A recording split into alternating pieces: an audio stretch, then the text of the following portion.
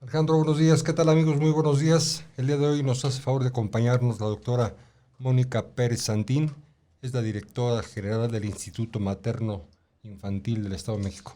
Doctora, buenos días. Gracias por acompañarnos. Muy buenos días a todos, gracias por la invitación, gracias también por su presencia a la audiencia y pues estamos aquí para poder aportar un poquito en temas torales en la niñez pediátrica y su salud.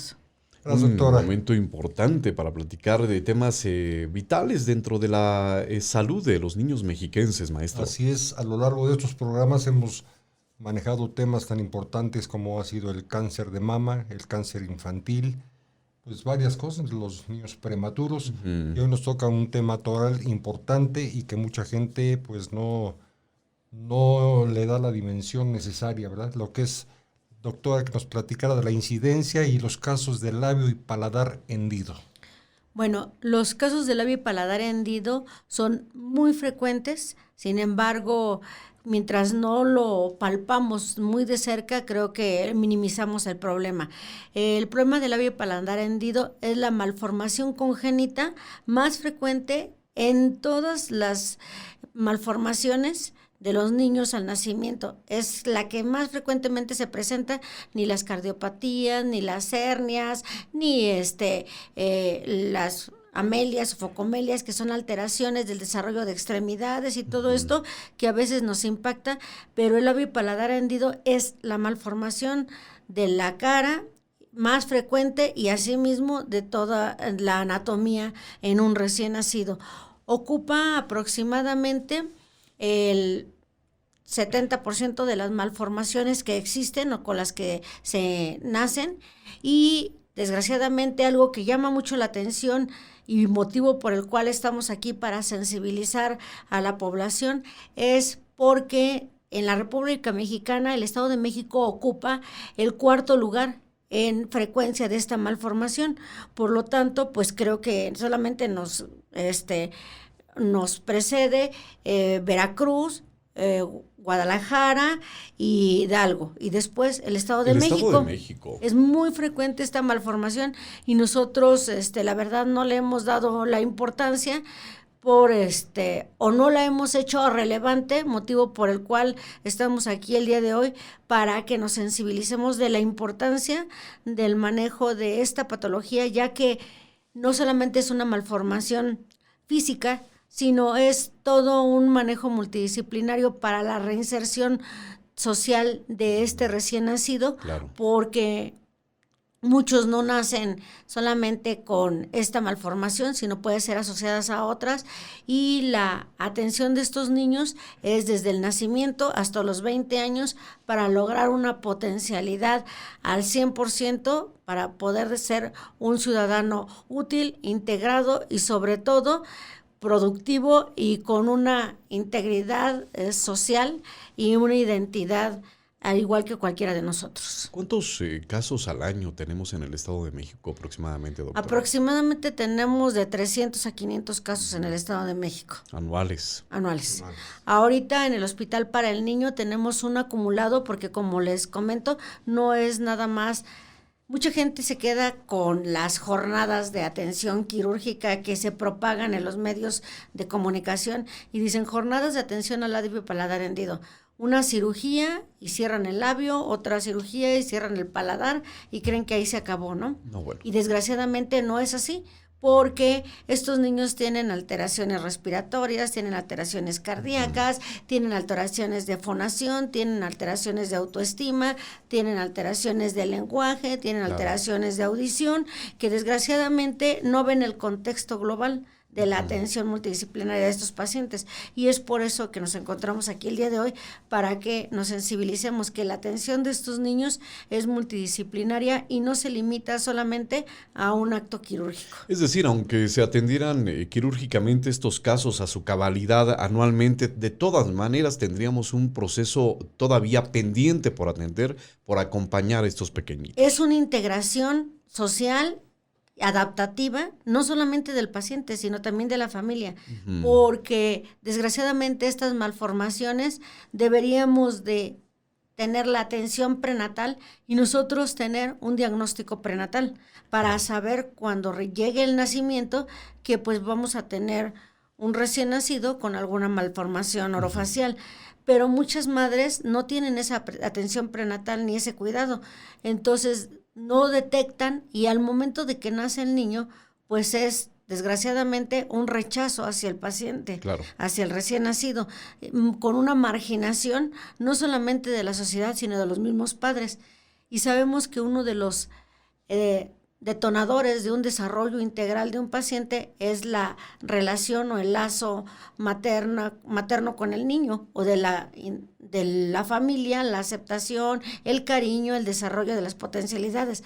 Desgraciadamente una mamá que tiene un niño que no sabía que tenía una malformación, pues no le da la misma atención.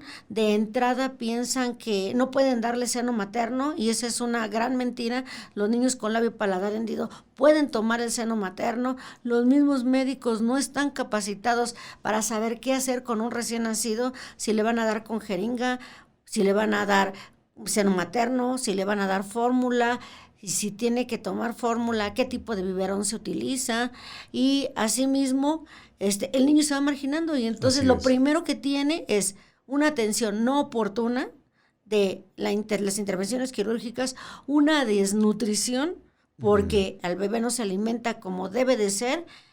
Al ser un desnutrido, bajan sus defensas, empieza a enfermarse muy seguido, tiene alteraciones de crecimiento y desarrollo, pero sobre todo la aceptación y el vínculo familiar se ve roto. ¿Por qué? Porque la mamá, al tener un niño con malformación, vive ya un duelo, vive una pérdida porque no cumple sus expectativas que tenía al querer tener un hijo con todo el amor del mundo, un hijo que está esperando, pero si ella desde antes sabemos que tiene una malformación en el diagnóstico prenatal y empezamos a trabajar terapia de duelo, psicología, ¿sí? Y entonces logramos una mayor aceptación y una mayor reinserción.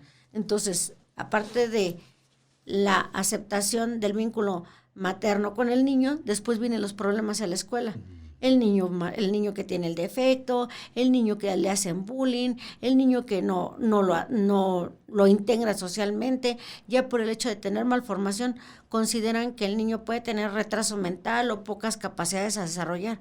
Sin embargo, solamente el 10 o el 15% de estos niños los catalogamos nosotros como sindromáticos, o sea que se asocian a algunas otras alteraciones del desarrollo.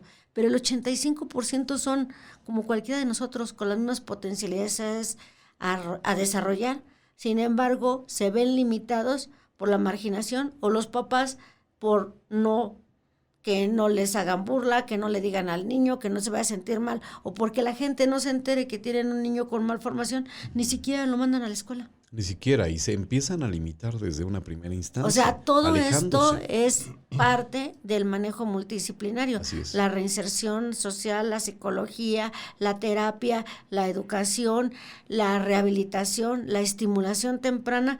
Hablamos mucho en esta pandemia de COVID de lo importante que tiene la importancia que tiene la salud mental, ¿sí? Pero si es importante la salud mental para un adulto, cuanto y más para un niño, pues ¿no? sí, es que ahí comienza todo. Es el abono de su desarrollo y su crecimiento. Así es. Entonces, aquí lo que hemos dejado de lado totalmente y que ni siquiera se considera, ¿sí?, es el hecho de la salud mental y el desarrollo integral psicosocial del niño, no solamente la parte anatómica. Hablando de labio y paladar hendido, la doctora Mónica Pérez Santín, invitada especial, la directora del IMIEM, aquí en cabina de Cadena Azul Radio. Maestro Fuad.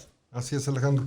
Doctora, a lo largo de estas pláticas que hemos tenido, nos hemos dado cuenta que los exámenes prenupciales son la base para evitar tantas malformaciones en los niños, ¿verdad?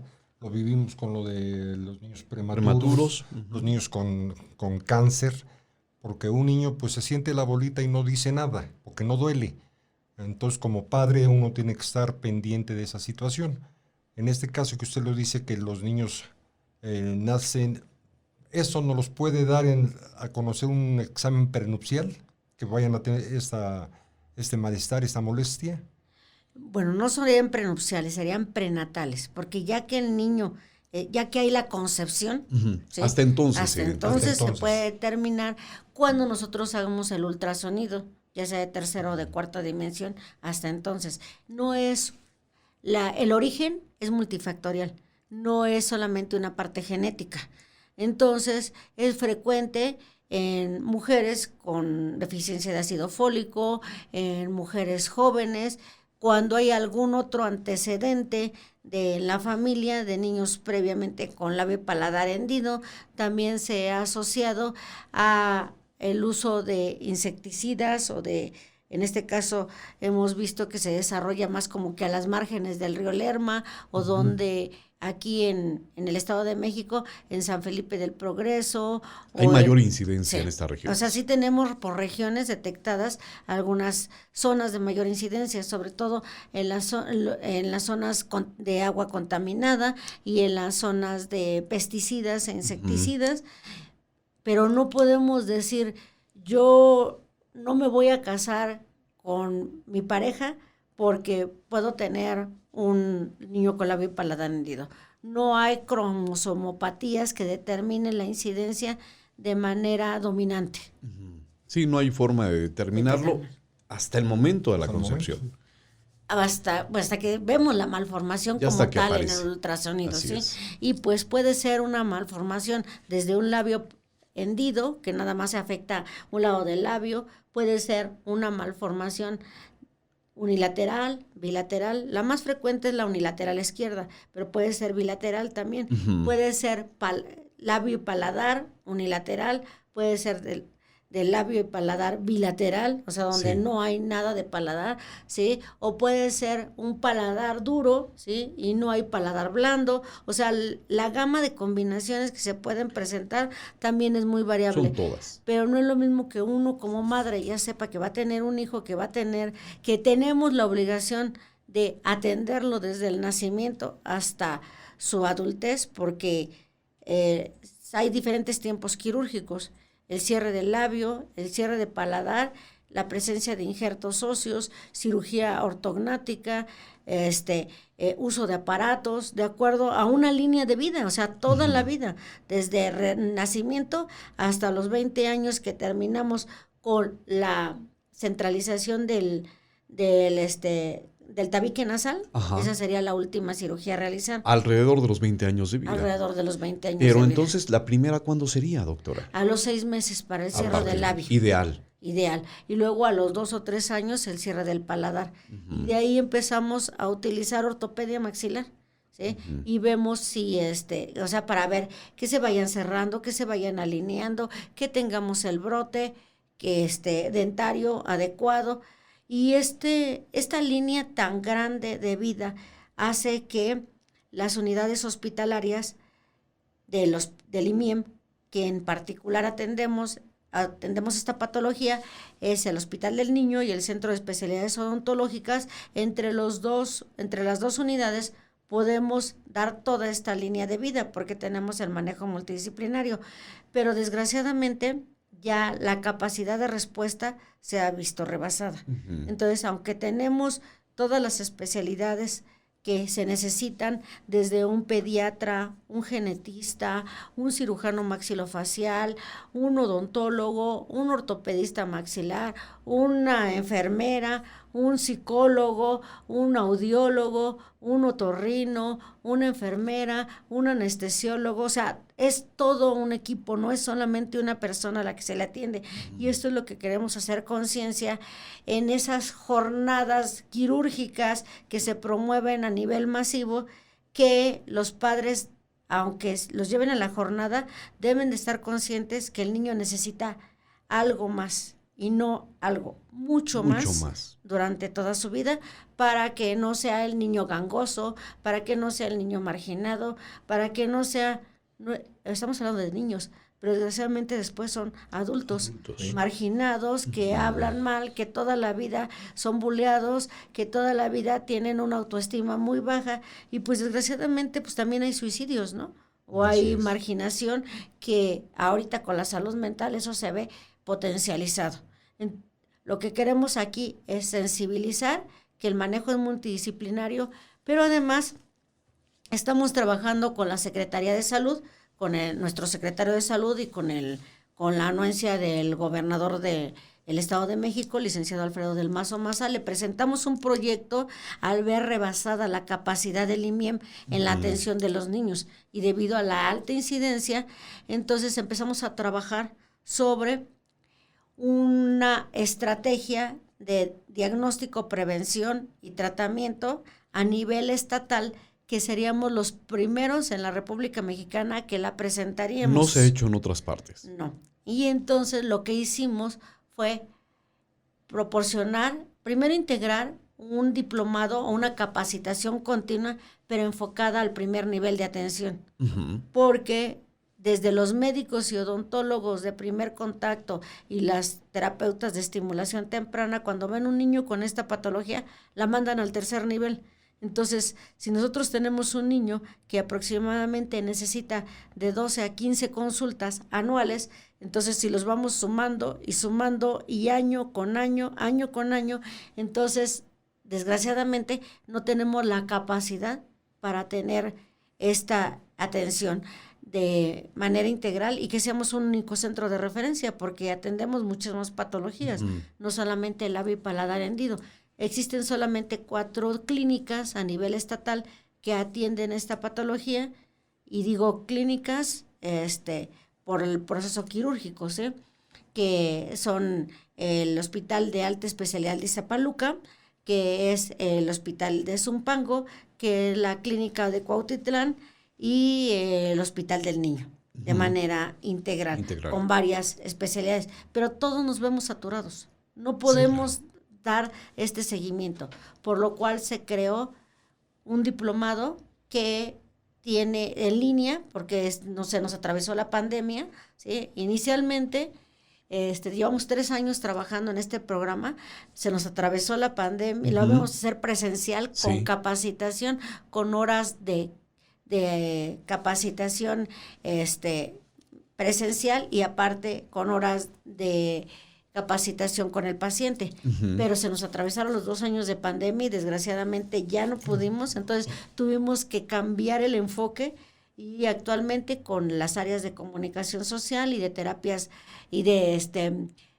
comunicación, tecnologías de la información del ISEM, logramos integrar este diplomado. Este diplomado se hizo en 13 módulos de atención, donde un módulo es de nutrición, un módulo es de pediatría, donde hay un módulo de cada subespecialidad. Importante. ¿Sí? Entonces, y cada módulo tiene 4 horas dadas por especialistas y se da en línea. Hay un micrositio alojado donde se inscriben los médicos especialistas. La primera fase es para médicos de primer contacto, nutriólogos, médicos, enfermeras, psicólogos, odontólogos, todos aquellos que están en el primer contacto del paciente y le pueden dar la atención de manera regionalizada. Si ese grupo, formamos núcleos de atención conformados por estos especialistas básicos, y esos núcleos de atención están distribuidos a todo lo largo del Estado de México, largo y ancho del Estado de México. Toda la atención primaria de salud se está capacitando ya en la atención multidisciplinaria del paciente, para que el paciente no tenga que ser referido hasta el Hospital del Niño o hasta el IMIEM, y entonces ellos dan la atención inicial y solamente van a referir en los tiempos oportunos de alguna intervención de urgencia o en los tiempos quirúrgicos que se deben de referir para estos pacientes, o que haya una falla al tratamiento o se tengan que hacer estudios especiales como audiometrías, colocación de tubos de ventilación, y otro tipo de estudios especiales que no se darían en el primer nivel. Actualmente ya terminamos la primera fase de este diplomado, donde se capacitaron 250 especialistas de primer contacto. El secretario de Salud hace aproximadamente 2 o 3 semanas entregó al responsable del núcleo de atención de 19 lugares de concentración para regionalizar la atención de estos pacientes.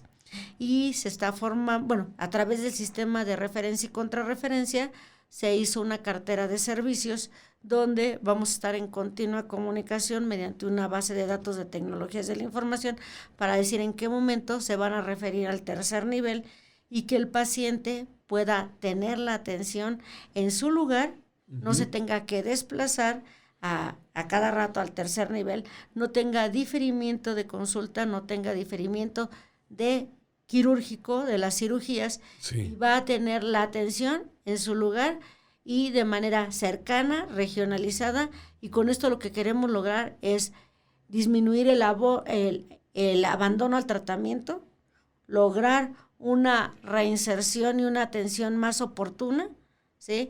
Y creo que este sería un ejemplo de lo que pueden hacer todos los estados de la República siguiendo esta técnica de capacitación del primer nivel de atención, que como sabemos es la que está de manera inmediata al paciente.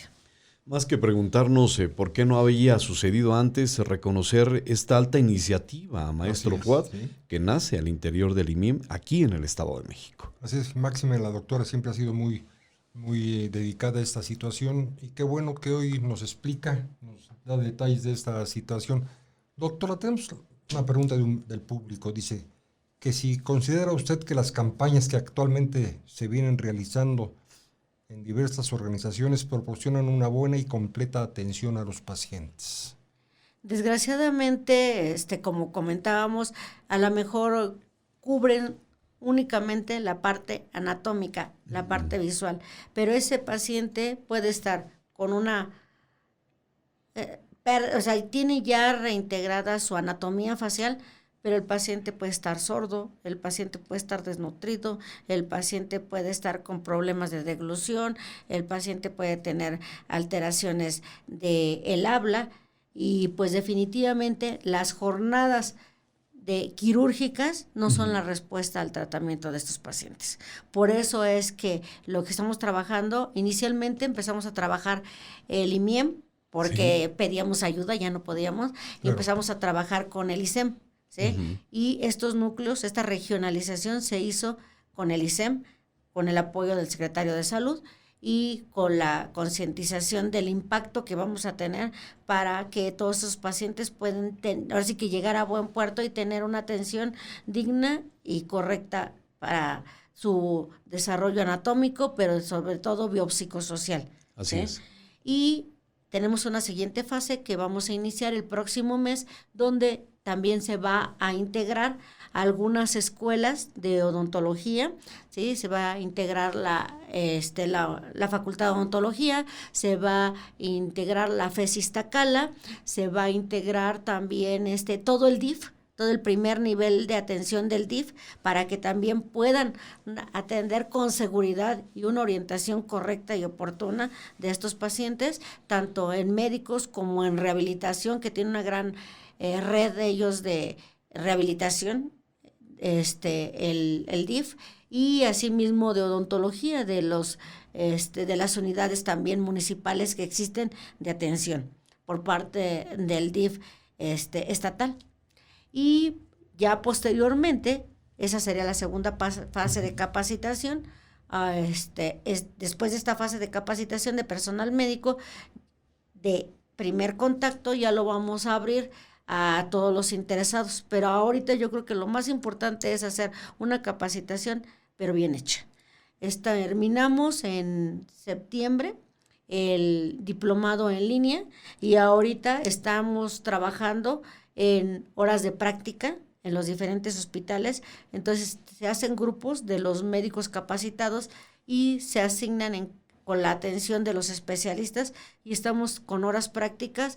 El diplomado tiene un reconocimiento de la Facultad de Odontología, tiene 100 horas de valor curricular y también tiene un reconocimiento del Consejo Mexicano de Certificación en Pediatría. O sea, está a un nivel bastante bueno, ¿sí?, para la capacitación de los especialistas. Ya a través de este micrositio se grabaron las pláticas y podemos hacer la réplica. Así es. ¿Sí? Y lo que van a hacer los ponentes es que se van a conectar al final del día que les toca sus pláticas, para que, como son diferentes personas las que capacitan, primero un bloque y ahorita otro, para una sesión en vivo de preguntas y respuestas. Y la capacitación de horas prácticas en el Hospital del Niño, en el Centro de Especialidades Odontológicas y en el CERE, que es el Centro de Especial de Rehabilitación que se encuentra aquí en Matlacincas, para poder capacitar a todo el personal de primer nivel, empoderarlo y sobre todo llevar la atención hasta donde más se necesita. Hacer un punto de diferencia en la historia médica de la región del Valle de Toluca, del Estado de México. Qué importante momento se está viviendo y qué bueno que sea el IMIEM precursor de todo ello, porque como bien señala doctora, no se ha hablado históricamente de este padecimiento, no se está tomando con la debida seriedad la dimensión del impacto social que esto requiere y hoy pues la comunidad médica se une en esta convocatoria y es bueno darnos cuenta que han acudido porque se ha llenado el cupo de este seminario, doctora. Así es, y tenemos que limitar el acceso por las horas prácticas. Sí, o sea, la teoría tal vez sí puedan cubrirla porque es en línea y es apertura. Al final de cada módulo hay un examen de evaluación que si no pasan no pueden acceder al próximo. Sí, tienen que cumplir los 13 módulos y ya cuando terminan su teoría, entonces pueden pasar a la práctica. Vamos apurándolos, tenemos el contacto con cada uno. Vas atrasado, vas en este módulo, la gente de esta región no va al día y pueden tomar la teoría a la hora que quieran, en la mañana, en la tarde, en la noche, sábados, domingos, pero tienen que ir avanzando sus módulos y damos un tiempo límite para que después de los módulos teóricos pasemos a los módulos prácticos. Pero sí es muy importante limitar la capacidad para que la gente pueda desarrollar destrezas y habilidades.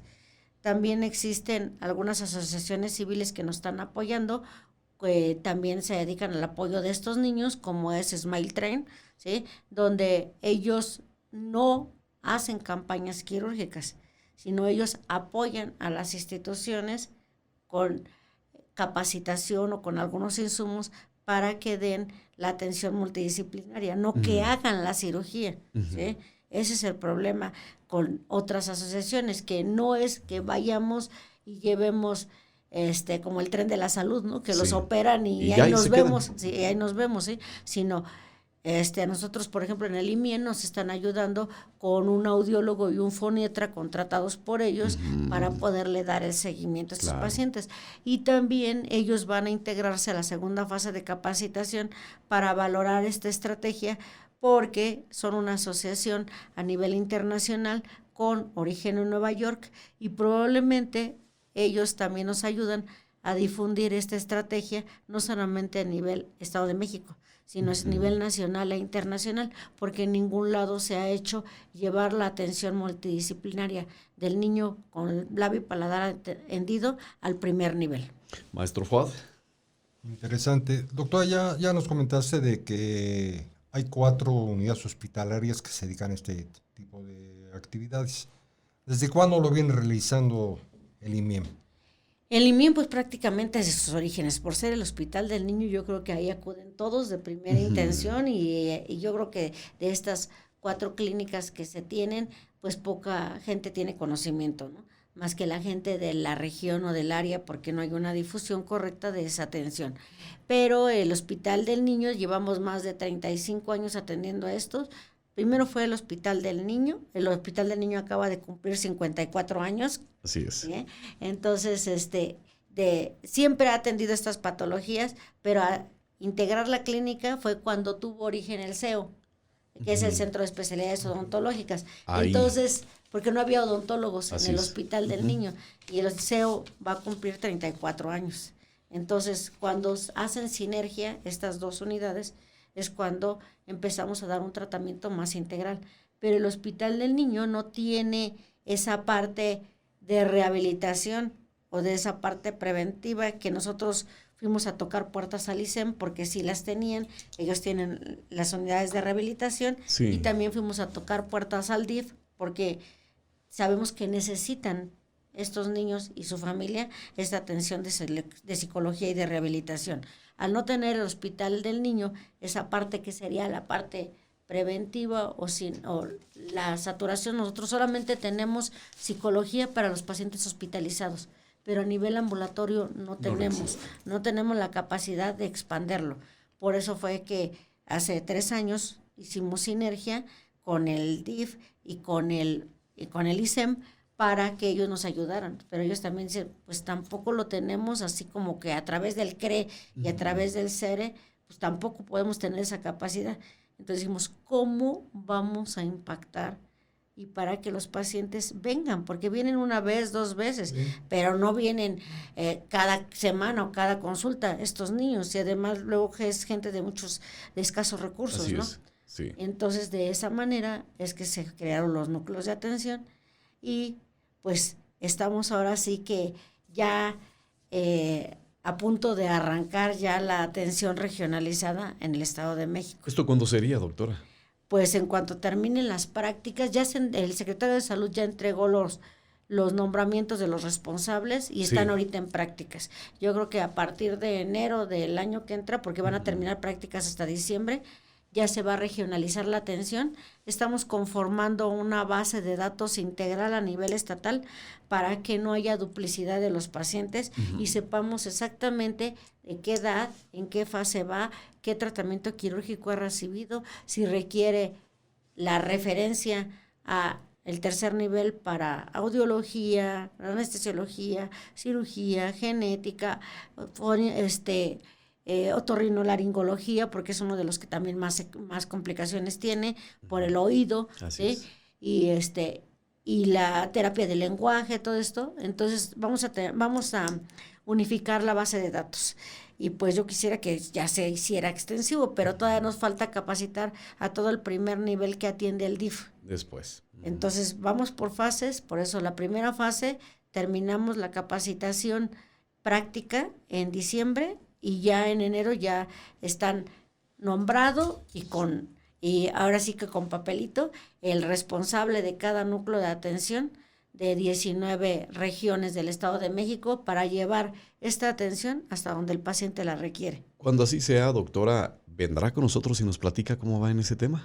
Sí, claro que sí. Siempre invitada y bienvenida. Muchas Qué forma de gracias. cerrar el año para el IMIEM, con mucho trabajo y con una perspectiva de apertura de año también muy importante. Con un impulso muy grande. Sí, con un cambio sustancial, con un cambio histórico, que lo es, un cambio histórico. Insisto, podríamos llevarnos horas y horas discutiendo el por qué no se hizo entonces, pero yo creo que aquí la respuesta es categórica por parte de la doctora Mónica Pérez Santín y pone manos a la obra y dice vamos a corregir esto y lo vamos a hacer de esta manera. Y aquí está la planificación, 3 años de trabajo, se dice fácil, pero evidentemente ha sido una intensidad importante la que han dedicado desde el IMIEM, así es que muchas felicidades, doctora. Pues muchas gracias y estamos abiertos a la población. A partir de enero ustedes podrán tener accesibilidad al servicio integral de este grupo de pacientes. Acudan, por favor, a sus municipios, a sus jurisdicciones. Cada jefe de jurisdicción tiene identificado el núcleo de atención capacitado y a través de ese núcleo de atención se va a dar continuidad de todos los tratamientos. Si alguien requiere algo más de capacitación o algo, estamos abiertos para seguir teniendo las horas teórico-prácticas. Creo que todos estamos muy sensibles a esto, el ISEM, el IMIEM, el DIF, y creo que estamos comprometidos, así lo hemos demostrado a lo largo de todo este trabajo extensivo y arduo que hemos tenido y no vamos a dejar perder todo esto que hemos trabajado por mucho tiempo y sobre todo porque los beneficiados van a ser nuestros niños y nuestros futuros adultos.